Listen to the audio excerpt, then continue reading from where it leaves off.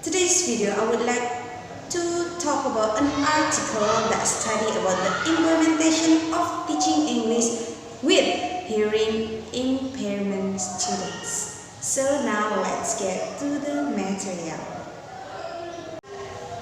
Well, in this slide, we could find in finding and discussion that in the planning stage, we have found that teacher had already aware with the regulation. Then, the difference curriculum with regular school, the line standard is SLAM and BSPN, and the different standard of content, but they share the same regulation for the standard of process. Then the last is the regulation of making the syllabus and lesson plan. So here we will discuss about 5 things of it with 3 tables of content, that is regulation, difference, and curriculum and standard. Well guys, the first content we will discuss about is about regulation. In regulation, we will talk about syllabus and lesson plan. Now, what is syllabus and what is lesson plan? Syllabus is an outline of the subject in a course of study or teaching, and lesson plan is a teacher's plan of teaching an individual lesson. Now, the syllabus of teaching student with hearing impairment is the same with the syllabus of regular school, but the lesson plan and method mostly different because the method we use to hearing impairment students is different to a regular students. Some method can we use for hearing impairment students is communication method or total communication method, which is combination of lip reading or oral language and sign language. Now here is some general teaching method that used in special school, especially to the students with hearing impairment. That is lecturing, task-based translation, communication, and brief peer. Brief peer teaching is necessary such as when the teacher had problems in explaining the students because of the limited communication between the teacher and the students. It was not possible or difficult to implement some communicative language teaching such as jigsaw, discussion, debate, oral presentation, and communication games in English.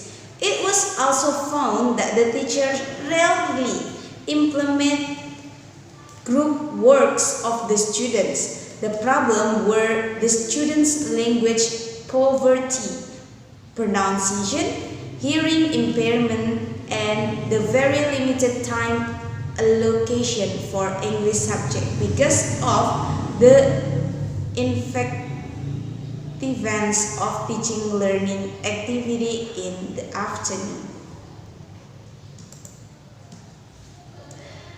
Then here is a picture that we can see. This picture is the example of communicating method teaching for hearing impairment students. The teacher talked to the students using body language and sign language, but they have to focus on the teacher's lips. Then, the second content we will discuss is about the differences. What kind of differences? Now, it's about the differences between regular school and special school. Here we have the slide that consists of the differences between regular school and special school. We know that regular school allowed to all children, and the curriculum and methods also regular with the regular teacher. But different with special school only allowed to children with specific impairments. The curriculum and methods are adapted to meet the children with the specific needs. And the teacher also special because we will teach the student with special needs as well. Well, come to the last content we will talk about. Now, the last content is discuss about curriculum and standards. The curriculum and standards of special school are following the regular school with the adapted methods to meet special needed students, more focused to the skill of the students, especially for hearing impairment. The teachers will focus to the students' skill of speaking and understanding the teacher's language. Then the last is limited lesson given.